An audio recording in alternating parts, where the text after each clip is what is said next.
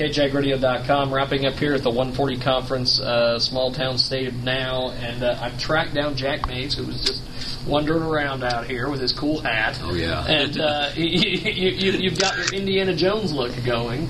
Well, some people want to say that. Well, you have a book out, my friend. Yes. Let's talk a little bit about this book. Well, the book is called The Leader.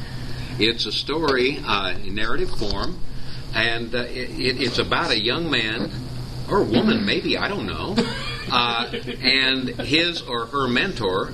The leader, the young leader, is the young one, no other name, and the mentor is the old one. The young one has lost the way on leadership to the point that as the book opens, we find the young one and the old one traveling along, with the young one just striving like crazy and just struggling with the environment, the old one just relaxing and enjoying the ride. And all of a sudden, the young one blurts out, "Are they there yet?" Or who? Where? That ragtag company of wayfarers behind, are they still there? Yeah, they're still there. And kind of musing, wondering why the young one seems so agitated and seems so interested. And finally the young one says, they interfere with my progress. Oh, why? They're back there. You're up here. Precisely. They should be with me. I am their leader. The young one has gotten to the point that he thinks that you need to do books on tape with this, by the way. The young one has gotten to the point where he or she believes that being out and leading people forward is the way to lead, not walking alongside to assist in discovery. And to the point that every task, every little detail of every task has an order attached to it, to the point that the followers don't ever bother to even, they're always waiting for the order in case they do it the way the leader does not want them to do it. I love that. And you know, we've all had leaders that were that way. Yeah. I can name a few by name. I've had some others that were quite the different.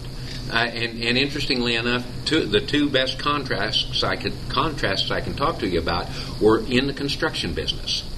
I went and worked at Greensburg for a few months after the tornado, and my superintendent out there was one of those people who had to order everything, and the orders changed from day to day.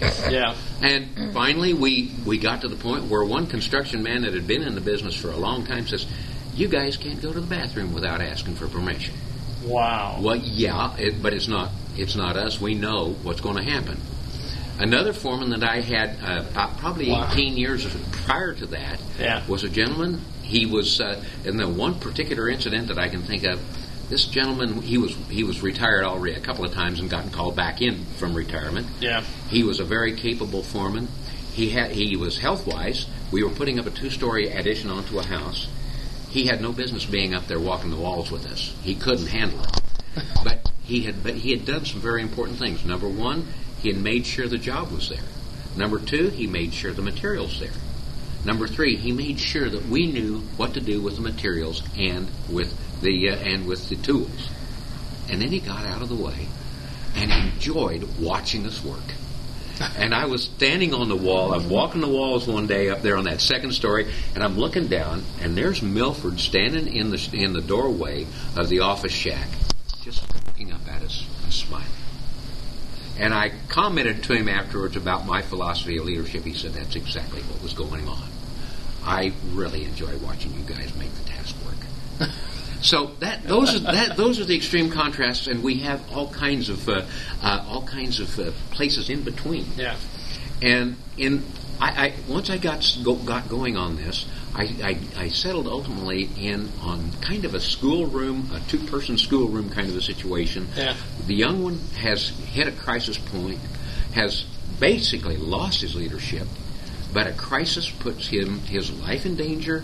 And suddenly his followers, whom he thought were incompetent, managed to get him to help, get him to the needed care, and he is recovering.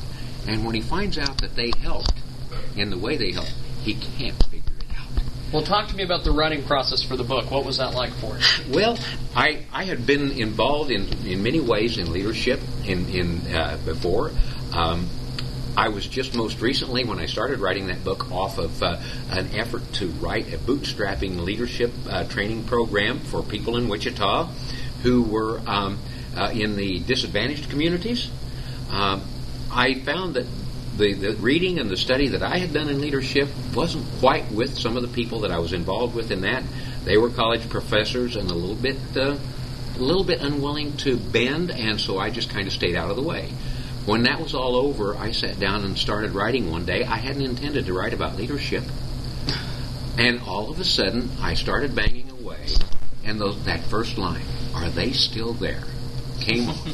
And from that point forward, it just rolled off.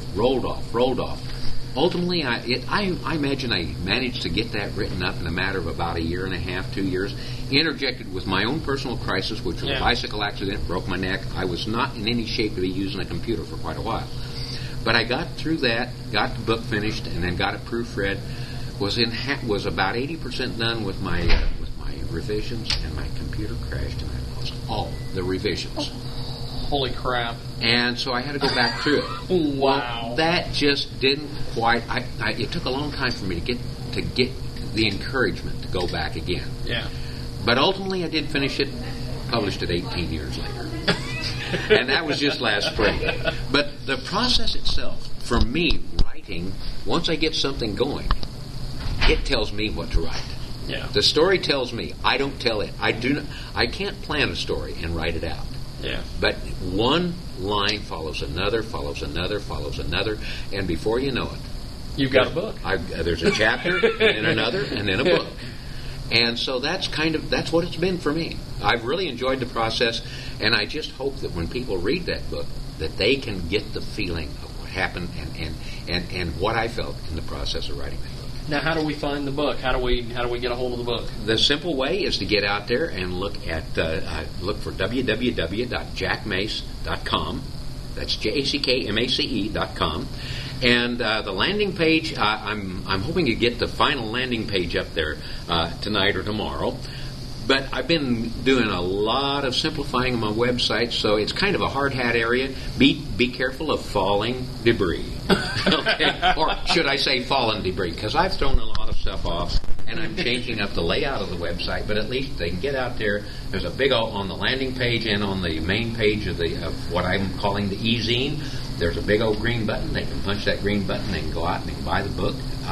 It's $23.95 hardcover or $3.95 electronic form, and they can make their own choice. And out there, when they're before they fill out the order form, they can read sample chapters. They can read the foreword. They can read the table of contents, just as though they were right in a bookstore, holding the book in their hand and looking through it.